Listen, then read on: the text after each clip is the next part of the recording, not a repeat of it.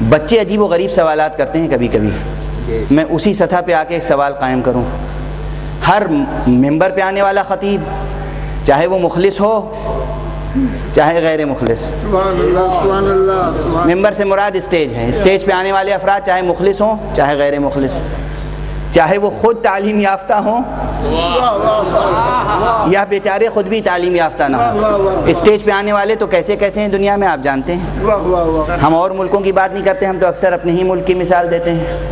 ایسے ایسے لوگ حکمراں ہیں جو دستخط بھی نہیں کر سکتے، حکمراں ہیں، ممبر آف پارلیمنٹ ہیں، بہرحال وغیرہ وغیرہ.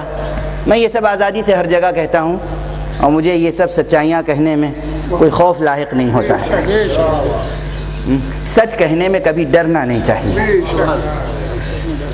سچ کہنے میں اگر انسان ڈر جائے تو یہی اس کی انسانیت کا پہلا زوال ہے.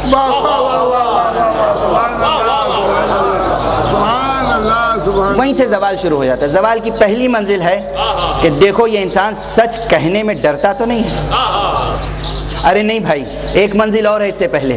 کچھ انسان ایسے بھی ہیں جو سچ کہنے ہی میں نہیں ڈرتے، سچ سننے سے بھی ڈرتے ہیں.